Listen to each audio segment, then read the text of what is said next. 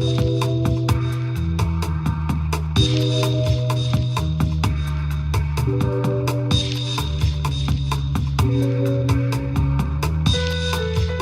evening, I'm John Lenz, City and State's Managing Editor, and this is Last Look. Today I'm joined by Nicole Gelinas, a senior fellow at the Manhattan Institute. She also writes for City Journal and is a regular columnist for City and State. Thanks for joining us today, Nicole. Thanks for having me, John. So I wanted to talk about your new column in City and State that came out this week. It's looking at transportation policy in the city and the mayoral race. What did you find out in researching this column you wrote for us? Well, there's been a big change since the last time that we had a mayoral election with no incumbent running. If you go back to 2001, 12 years ago, before 9/11 changed the debate, no one was talking about transportation or transit. The only thing that came close was you had one Democratic mayoral candidate back then who said, we're going to give free Metro cards to teachers. This year, everyone is talking about transit. Everyone is competing on how to make the streets safer, how to give people a better commute. So big change in the last 12 years, which is a positive change that the politicians understand, A, that the public cares about transit. Indeed, if you look at the Quinnipiac poll from a couple of weeks ago, this is extremely important or very important to large majorities of voters. And the other thing is that politicians are learning that they are accountable for transit. They can't just say, this, whatever goes wrong is the fault of an unaccountable public authority. And that's, some of that change is because of good things that Bloomberg has done. And are there any of the leading candidates that have policies that really stood out to you, either as particularly good or maybe that have some flaws in them? Well, there's a problem with this campaign, right? It's sometimes people say there's no ideas in this campaign, but there may be too many ideas and no grand theme. So you look at some of the candidates' policies, only a couple candidates seem to have really a theme about transportation and what they're going to do about it. Honestly, Christine Quinn, the city council speaker, probably has the most well thought out plan. Some of the transit advocates have criticized her for getting some of the details of dates about the MTA wrong and things like that. But she has said, I want to build on what Bloomberg has done in Select Bus, giving certain bus routes their own line of traffic so that they're not stuck behind cars with one person in them. You've got a bus with 60 people in it. She wants to do 10 more of these routes throughout the city, do a tri-borough Select Bus route with its own lane. These are good ideas, and she said more broadly she doesn't want any New Yorker to have more than an hour commute in the next decade or so. Again, of course, the details matter, but at least she is landing on this big theme in contrast to, take Anthony Weiner. His transit plan is very scattershot. The whole obsession over city controlling the MTA. Yes, Quinn wants to do that too, but at least she's talking about other things. And then, he's kind of got, I want to give people bike parking. Well, you need more bike lanes and more bike share before you need the bike parking. Thompson hasn't said very much on it at all.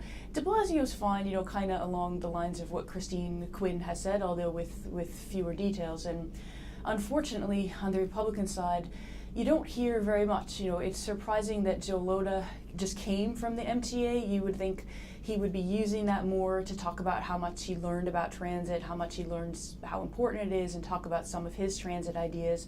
Instead, he's kind of bickering with Katsamatidis over hiking tolls on the bridges.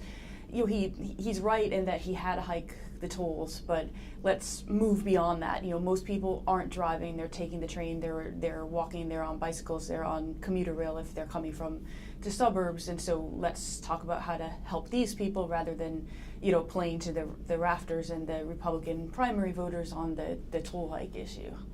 Now, you mentioned this idea of mayoral control of some level of the MTA. I think with New York City Transit, Quinn at least is talking about having the mayor pick a majority of the board members or something along those lines. But then I think Mayor Bloomberg came out and said, well, that's not likely to happen. It's pretty unrealistic.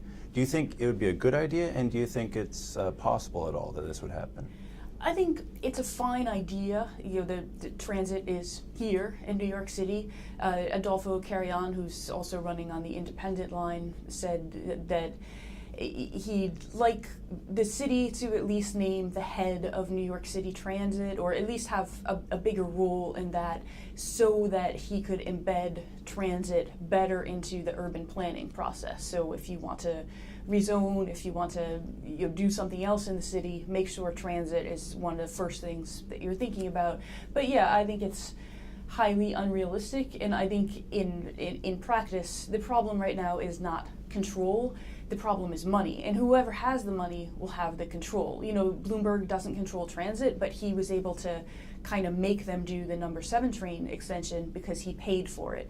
If the next mayor has capital money that he or she wants to put into transit, he or she will control that money, will be able to tell the MTA what it's spent on. So it's kind of a red herring issue. Another thing is the city already controls the streets, so if Quinn wants to do her select bus service, it's her job to carve out a lane on the street, not the MTA's. City controls where bike lanes, bike share, pedestrian plazas, so lots of things the city already controls without having to worry about something that's just not going to happen. Now, you mentioned rezoning and the role of transportation there. One big thing in the news lately is this Midtown East rezoning plan.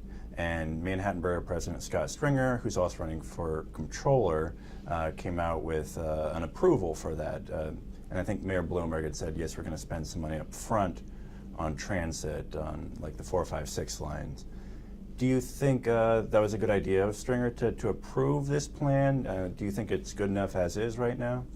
Well, he seems to be more worried about the hotel trades unions than about the planning process. You know, having this provision that any hotels built in the zone have to go through another special process, which would probably mean they've got to be unionized or they're not going to get approved. So it would be, he did say things about transit improvements, particularly to the staircases, entrances, and exits to the 4, 5, 6, but they need to be thinking about this a lot more. You can't put tens of thousands of new people in Midtown without really rethinking what's the capacity on the 4, 5, 6. We've got people coming from the new 2nd Avenue subway. We're going to have people coming from the new East Side Access, Long Island Railroad, if they do the number 7 train out to Secaucus. So you're going to have a lot more people in this area. There's nowhere near the level of transit that they need. And so they really should have been thinking about that first and rezoning later. This is kind of like solution in search of problem. Since we're not overwhelmed with demand for new offices now, why not take the time and think about the transit and come back to the rezoning issue in a couple of years? One other little piece of news I was struck by last week is that the MTA, they're bringing in quite a bit of money from charging $1 from their Metro cards. I think $11 million almost in the last 4 months.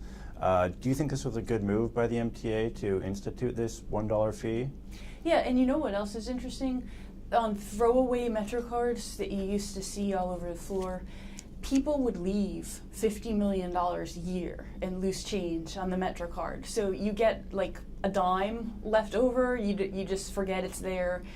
After, I think it's 2 years, they just keep that money. So very interesting, you're basically giving them $50 million a year. You wouldn't have seen that with the old tokens so much, although I'm sure people lost them, but it's literally money in your pocket, not the same with the Metro card. I think it's fine. I mean, if you don't want to pay the $1, just go find a Metro card on the floor. People are still throwing them away.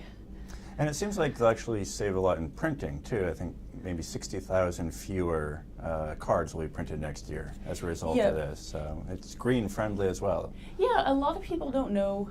Even if you're not doing a monthly card, you can sign up for Easy Pay online. Whenever it gets below a certain balance, it automatically charges you. So you never have to go to the machine. You only have to think about it every few years when your credit card expires. And every 2 years when your Metro card expires, they just send you a new one. So as long as you're not folding it up or putting it in the laundry, you'll be okay that way.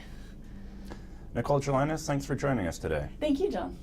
And that's it for this episode of Last Look. To check out other Last Look videos, go to our website, cityandstateny.com.